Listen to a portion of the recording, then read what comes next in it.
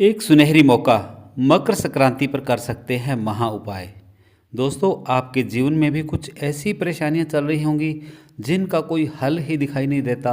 बेशक आप पूरी ईमानदारी से, निष्ठा से, लगन से काम कर रहे हैं अपना, फिर भी कोई ना कोई ऋण, बुरी शक्तियों का प्रभाव, ग्रहों की दशा जो आपके जीवन में सुखों को दीमक की तरह चाट रहे हैं। इस कारण सुख, समृद्धि, खुशियाँ आपके जीवन से कोसों दूर है। कामकाज बढ़िया ढंग से नहीं चल रहा, पैसों की दिक्कत बनी ही रहती है। शनि की दशा के बुरे प्रभाव आप पर हावी हैं। राहु के बुरे प्रभाव भी चल रहे हैं। सूर्य खराब है, यानी आपका रुतबा समाज में घट गया है। लेकिन अब चिंता न करें, अब एक सुनहरी मौका आ गया है। वो सुनहरी मौका है मकर संक्रांति का दिन। इस दिन सूर्य देव शनि महाराज की राशि में जाते हैं और यही वो दिन है जिस दिन आप अपने जीवन से, पूर्व जन्मों से मिले कष्टों को भी, या कुछ ऐसे कार्य जो आपने कभी गलत किए ही नहीं, जिनको आपको भुगतना पड़ रहा है, इन सब कष्टों का निवारण करने का मौका है मकर संक्रांति का दिन। मात्र छोटे से उपाय करके जो हम इस वीडियो में जानेंगे। दोस्तों, सबसे पहले यह समझ ले कि ग्रहों का योग किसी स्पेसिफिक समय में ही बनता है। जैसे एक आम का पौधा लगाया आज, तो फल कुछ वर्षों बाद ही आएंगे उसमें। इसी तरह आपके दुखों का भी कोई ना कोई समय होता है और उन दुखों से छुटकारा पाने का भी स्पेशल समय आता है। अगर हम उस समय को न संभालें तो वो दुख कष्ट ज्यों के त्यों बने रहते हैं।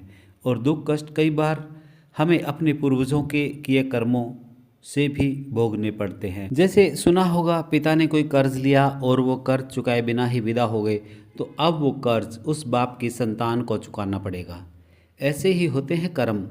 तो कई दफ़ा अपने पूर्वजों के बुरे कर्मों का भी हमें भुगतान करना पड़ता है, हर्जाने के रूप में भरना पड़ता है सब। तो हर्जाना जैसे आप चींटियों को आटा दाना डाल रहे हैं, पशु पक्षियों को चोगा दे रहे हैं, किसी मंगते भिखारी को रोटी दे रहे हैं, गाय कुत्ते को रोटी दे रहे हैं, इन सब से आपके पुण्य कर्म बढ़ते हैं और पाप कर्म घटने शुरू हो जाते हैं। तो अब आप ये भी समझ लें कि ये मकर संक्रांति का दिन अपने आप में एक अमृत योग लेकर आया है, जो कि 14 जनवरी को इस साल। तो आपने इस दिन बस बिल्कुल छोटा सा उपाय करना है। यदि इस दिन आप कर लेते हैं तो आपके या आपके पूर्वजों द्वारा किए गए पाप कर्म हैं वो कम होने शुरू हो जाते हैं। आपके कष्टों का समय जिसका अंत होना शुरू हो जाता है। तो बस इस दिन एक छोटा सा काम करिए। आपने लेने हैं थोड़े से चावल, कुछ उड़द की दाल व नमक। इन तीनों को मिलाकर एक भोजन बनता है जिसे हम कहते हैं खिचड़ी। तो या तो आप खिचड़ी बनाकर किसी गरीब को खिलाएं, भूखे लोगों को खिलाएं, या फिर ये तीनों चीज़ें किसी धर्म के स्थान पर दान कर दें। इसके साथ साथ एक और कार्य कीजिए, अपने 7 धान इकट्ठे करने हैं अपने, जैसे कनक, चावल, जौ, मक्की, ज्वार, बाजरा, चने, इन सब का मोटा मोटा इनको पीस कर 7 धान बना लेना है। अब ये चींटियों को डालें या अपनी छत पर आए हुए पक्षियों को खिलाएं। लेकिन जब आप 7 धान बना रहे हैं तो इससे अपने बच्चों को इसमें ज़रूर करें इन्वॉल्व।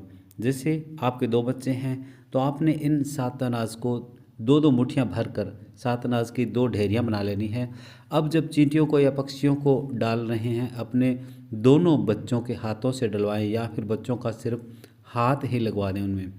बस मकर संक्रांति के दिन आपने ये खिचड़ी का दान व 7 धान का दान यदि आपने कर लिया तो आप द्वारा किए गए या फिर अपने पूर्वजों द्वारा किए गए पाप कर्म घटने शुरू हो जाएंगे।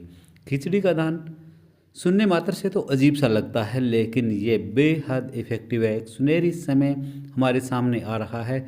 इससे आप ऋण मुक्त हो जाएंगे, दुख परेशानियों से आपको निजात मिलेगी। वैसे तो खिचड़ी एक साधारण सा भोजन है, लेकिन आपको इसकी इम्पोर्टेंस बता दूं ताकि आपको कन्फ्यूज़न न बचे कोई। खिचड़ी में चावल लिए हैं, चावल चंद्रमा के प्रतीक हैं। दाल, उड़द की दाल जो है यह शनि का प्रतीक है। और नमक का दान, इसकी इतनी महत्ता क्यों है? जैसे कहते हुए सुना होगा आपने कि मैंने उसका नमक खाया, या फिर कहते हैं ये तो बड़ा नमक हराम निकला। यानी नमक का फ़र्ज़ तो अदा करना ही पड़ता है। जो नमक हराम कर जाते हैं उन पर या उनकी औलाद पर कर्ज होने के पूरे आसार बन जाते हैं। इसलिए कभी भी किसी का नमक हराम न करें, पूरा सतर्क रहें और हो सके तो मंदिर में नमक का दान अवश्य करें। कहीं लंगर चल रहा हो तो वहाँ भी नमक का दान अवश्य करें। तो जीवन में आ रही परेशानियों से बचने के लिए आपको ये 3 चीज़ें चावल, उड़द की दाल व नमक का दान अवश्य करना चाहिए। हो सके तो खिचड़ी बनाकर भूखों को खिलाएं। उड़द की दाल से एक चीज़ बनती है इमरती। आप इमरती बनाकर भी कहीं ज़रूरतमंद लोगों को या भूखे लोगों को खिला सकते हैं। चींटियों के साथ अनाज डालना न भूलें इस दिन। हो सके तो ये साथ अनाज नित्य नियम ही बना लें चींटियों को डालने का। जब आपको किसी गरीब की भूखे की दुआ मिलेगी तो आप खुद ब खुद महसूस करेंगे कि ये वर्ष आपका शनि कृपा वाला बनता जा रहा है, सूर्य की कृपा वाला बनता जा रहा है। आपको परेशानियों से, झंझटों से, कर्ज से निकलने का मार्ग खुद ब खुद नजर आने शुरू हो जाएंगे। इस मकर संक्रांति के दिन की एक खास बात और यह भी कि ये इस बार महाकुंभ स्नान का दिन है। तो उसके तो किसी तीर्थ पर स्नान करने जाएं। अगर नहीं बन पा रहा तो घर में ही जब नहाने जाओ बाल्टी में 2 बूंद गंगा जल की मिला लें। हर हर गंगा का गुलजार करते हुए स्नान करें और स्नान के बाद ये चीज़ें किसी धर्म स्थान में या ज़रूरतमंदों को दान करें। ध्यान रहे ये कोई आडंबर नहीं है। आप जो भी कर रहे हैं अपनी सुख सुविधा, मन की शांति के लिए कर रहे हैं। तो करते वक्त मन साफ, दिल में श्रद्धा भाव, भगवान के प्रति विश्वास रखते हुए यदि आप करते हैं तो बहुत जल्द आप महसूस करोगे घर में चारों ओर से खुशियां आनी शुरू हो गई, लोगों में प्रेम भाव बढ़ना शुरू हो गया, कर्ज धीरे धीरे उतरना शुरू हो गया, जीवन खुशहाल बनता जा रहा है।